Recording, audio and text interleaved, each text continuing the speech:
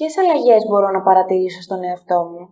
Ποιες είναι οι ενδείξεις εκείνες που θα με κάνουν να καταλάβω ότι έχω μετακινηθεί? Ερώτηση που δέχομαι πάρα πολύ συχνά και που ακόμα πιο συχνά καλούμε να απαντήσω εγώ η ίδια στο διάλογο που έχω με τον εαυτό μου. Και αν και εσύ αναρωτιέσαι το ίδιο, τότε καλώς ήρθες στο βίντεο αυτό.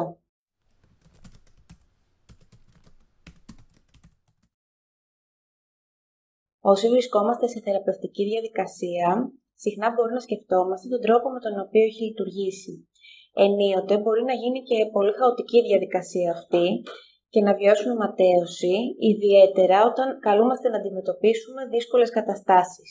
Εκεί τείνουμε να χάνουμε την πίστη στον εαυτό μας και να ξεχνάμε όσα έχουμε καταφέρει, γι' αυτό σκέφτηκα να συγκεντρώσω κάποια σημάδια τα οποία παρατηρώντας τα θα μπορούσαν να βοηθήσουν όσες και όσα βρισκόμαστε σε παρόμοια φάση. Και πάμε να ξεκινήσουμε.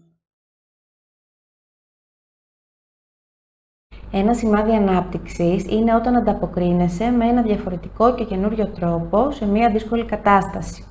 Όταν συμβαίνει κάτι στρεσογόνο και τραυματικό και αντί για τις γνώριμες μη λειτουργικές αντιδράσεις, εσύ στέκεσαι διαφορετικά αυτή τη φορά, τότε μπορείς να δώσεις ένα μεγάλο μπράβο στον εαυτό σου, γιατί φαίνεται ότι η θεραπευτική διαδικασία έχει ενδυναμώσει τα νέα κομμάτια σου και αυτά έχουν αρχίσει να εμφανίζονται με θάρρος.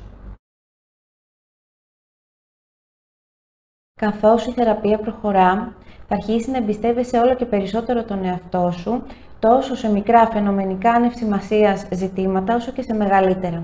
Θα δεις ότι πλέον όλο και λιγότερο θα χρειάζεσαι να ακούς γνώμες πάνω σε ό,τι σε απασχολεί και η δική σου επιλογή θα αρχίσει να αναδύεται όλο και πιο αυθόρμητα. Ακόμα μία ένδειξη ανάπτυξης είναι όταν υπερασπίζεσαι τον εαυτό σου και εκφράζεις ανοιχτά τις ανάγκες σου. Καθώς αναπτύσσεσαι, θα σου είναι όλο και πιο αναγκαίο να τοποθετείσαι πάνω σε άβολες συγκρουσιακές καταστάσεις και διαφωνίες και θα σου είναι όλο και πιο σημαντικό να βγαίνεις μπροστά και να δίνεις χώρο στη φωνή σου. Το κόστος της σιωπής θα είναι μεγαλύτερο από το κόστος του πώς θα αντιδράσει η άλλη πλευρά και ανεξαρτήτως του αποτελέσματος θα αισθάνεσαι ότι έχεις κάνει το καλύτερο για τον εαυτό σου. Αναπτύσσεσαι όταν δοκιμάζεις νέα πράγματα. Πολύ σημαντική ένδειξη ότι η θεραπεία σου έχει αποτελέσματα είναι όταν βρίσκεις τον εαυτό σου να διερευνά νέες περιοχές, όπως για παράδειγμα να ξεκινάς ένα χόμπι που δεν είχες δοκιμάσει ποτέ ή να εκπαιδευτείς πάνω σε ένα πεδίο που έχει αρχίσει να σε ενδιαφέρει. Όταν συμβαίνει αυτό, σημαίνει ότι η ζώνη ασφαλείας σου διευρύνεται, δεν σου είναι το ίδιο σημαντικό το οικείο και η ρουτίνα και δεν είναι το ίδιο απειλητικό το καινούριο. Εδώ θέλω την προσοχή σου λίγο παραπάνω. Καθώς το θεραπευτικό ταξίδι εμβαθύνει, θα σου είναι όλο και πιο αναγκαίο να κάνεις παύσεις. Έλα όμως τώρα που όλοι γνωρίζουμε ότι η κοινωνία στην οποία ζούμε καταδικάζει τις παύσεις και πιέζει προς την συνεχεία κατάπαυστη δράση.